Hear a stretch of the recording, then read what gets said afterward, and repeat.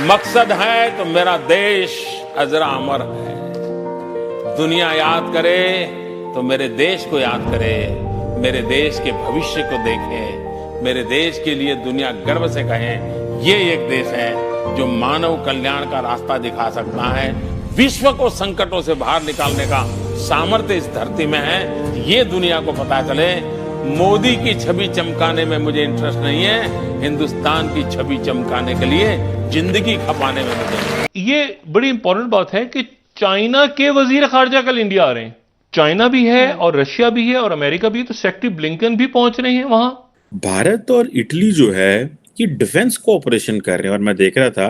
और दूसरा जो इवेंट हो रहा है वो रईसाना डायलॉग, जो कि उनकी ORF जो उनका थिंक टैंक है, बहुत बड़ा थिंक टैंक, वो हर साल अरेंज करता है। उसमें चीफ गेस्ट के तौर पे इटली की प्राइम मिनिस्टर आ रही हैं। रिसेंटली सऊदीया के एम्बेसडर जो कि इंडिया के लिए अपॉइंट हैं, उन्होंने बड़ी स्टेटमेंट दी है जिसमें उन्होंने ये बोला है कि इंडिया इज आवर फ्रेंड और हम चाहते हैं कि इन फ्यूचर इंडिया के साथ हाई लेवल रिलेशन बिल्ड किए जाएं। We are very happy to have a strong relationship with our friendly country, India. Sir अब प्रॉब्लम ये है कि वो ये भी कह रहे, इंडियन मीडिया के मैंने आपको शॉर्ट सुनवाया, वो धमकी भी दे रहे हैं कि हम सलाहुद्दीन को भी मारेंगे, ऐसे ही घुस के मारेंगे। तो वो तो पहले से वार्निंग दे रहे हैं हमें। अरे आपके जेल में तो लोगों के बच्चे पैदा होते, लखवी के तो बच्चे पैदा होते। अच्छी बात है, लोगों को राइट मिलने चाहिए। ब्राजील नहीं, देखिए चीमा साहब, ऐसी दुनिया में कहीं जेल नहीं है। ये ब्राजील में होते हैं, ब्राजील में होते हैं। तो अच्छा, आप ब्राजील से कंपेयर कर रहे हैं। अगर मैं कश्मीरी होता और मुझे कहा जाता कि पाकिस्तान के साथ आ जाओ, तो मैं कहता कि मेरे मुल्क में 25,000 की मोटरसाइकिल है, मेरा दिमाग ख़राब है कि मैं 70 के नहीं 1,25,000 वाले मुल्क में आऊँ। ये खुद एक दफ़ा शहबाज शरीफ साहब ने कहा था, beggars are not choosers and we are now a beggars of another level. Now हम हो चुके हुए हैं।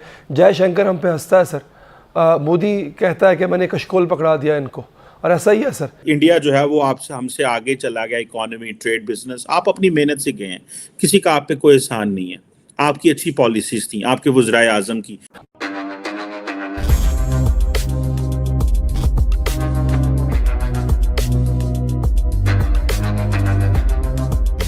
नमस्कार दोस्तों सऊदी अरब से एक बहुत बड़ा पैगाम आया है भारत के लिए। सऊदी अरब के एनवॉय टू इंडिया ने कहा है कि वे भारत को अपना दोस्त मानते हैं और इस वक्त जो सऊदी अरब और भारत के रिलेशंस है उससे वे बहुत खुश है और सऊदी अरब अब भारत के रिलेशंस को अपने हाईएस्ट लेवल तक ले जाना चाह रहा है। दोस्तों ये बात सैयद ईदी अल हुसैनी ने सऊदी अरब फाउंडेशन सेरेमनी के दौरान कही है। और दोस्तों आप सब ये भी जानते हैं कि सऊदी अरब ने हमारे प्रधानमंत्री मोदी जी को अपने देश का सबसे हाईएस्ट सिविलियन अवार्ड भी दे चुका है। और दोस्तों दूसरी खबर ये है कि भारत में शुरू हो चुकी है G20 मीटिंग और 20 देशों के फॉरेन मिनिस्टर भारत आने वाले हैं, जिनमें चाइना के फॉरेन मिनिस्टर भी भारत आ चुके हैं और दोस्तों रशिया के फॉरेन मिनिस्टर भी भारत आ चुके हैं और उन्होंने भारत आते ही भारत के लोगों को सल्यूट किया है। टर्की के फॉरेन मिनिस्टर भी इस वक्त भारत में प्रस्तुत है और उन्होंने भारत को उनके मुश्किल घड़ी पे साथ खड़े होने के लिए भारत को धन्यवाद कहा है। तो चलिए दोस्तों इसी पर आगे पाकिस्तानी मीडिया का रिएक्शन देखते हैं। सुमित भाई, ये जो राइजीना डायलॉग के अंदर इटालियन पीएम की जो एंट्री है, what do you make of this? जबकि जर्मन जो हैं वो इधर थे, आपने उनको नहीं बुलाया, फ्रेंच को नहीं बुलाया।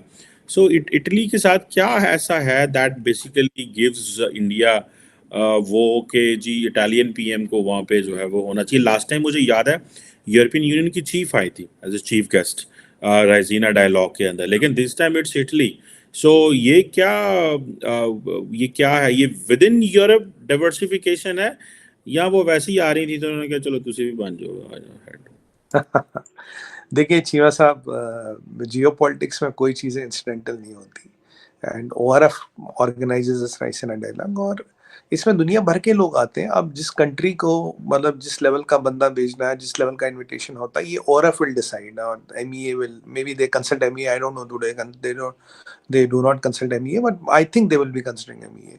तो उसके हिसाब से जो भी उनके प्लेटफॉर्म पे जो भी सूट करेगा वो आने की बात है। अभी आप देखिए, अब की बार अगर आप देखें तो इसी में ईरान ने एक ORF का वो था इंट्रोडक्टरी वीडियो, उसमें ईरान को देख के वो जो वुमेन प्रोटेस्टर थे, ईरान ने बोला जी हम आ ही नहीं रहे, आप ये नहीं तो ये एक हार्डली 1 सेकेंड एक पिक्चर थी।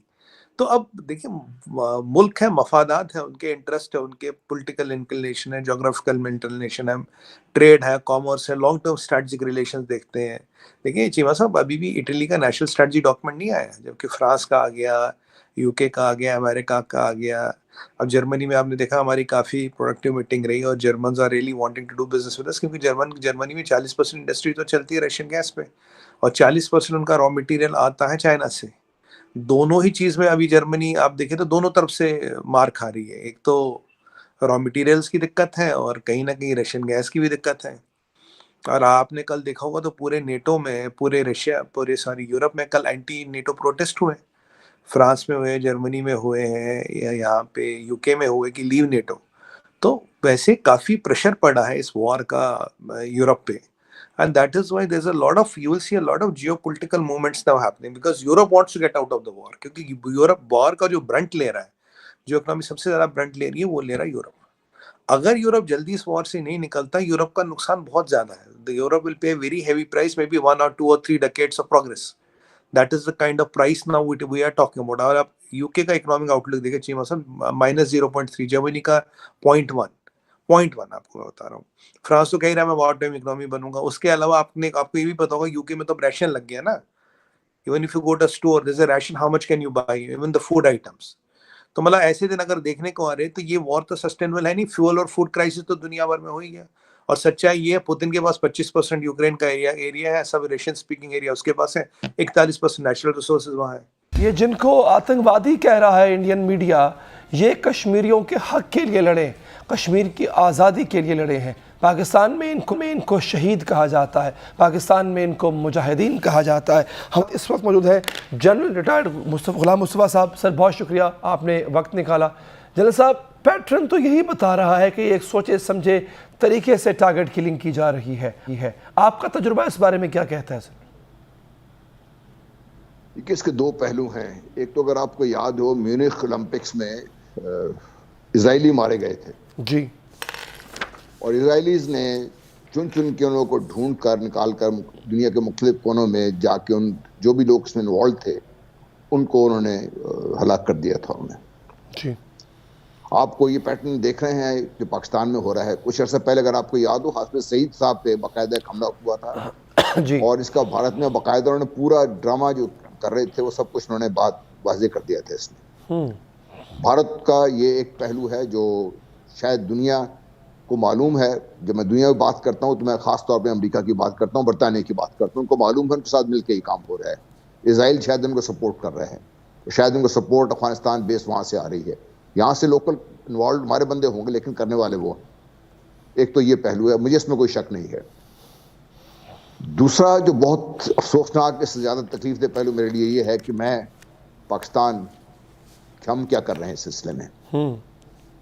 क्योंकि अगर जो कुछ सामने आया हुआ है और उसमें कोई शक की गुंजाइश नहीं है कि भारत ये कर रहा है, तो मैं कहाँ पर खड़ा हूँ। मेरे मुल्क की जो लोग हैं जिनका ये काम है इस चीज़ों को लुक आफ्टर करना, तो ये दाखिला का मैं इंटरव्यू सुन रहा था, उनका सिर्फ कह देना काफ़ी है इस चीज़ का, ये उनकी जिम्मेदारी नहीं है उनकी। ये क्या उनकी जिम्मेदारी नहीं है कि मेरे पाकिस्तान में जो लोग जिन्होंने पाकिस्तान के लिए, कश्मीरियों के लिए, बल्कि कश्मीरी पाकिस्तानियों के लिए जो काम किया, उनकी हिफाजत करना भी तो हमारी जिम्मेदारी है।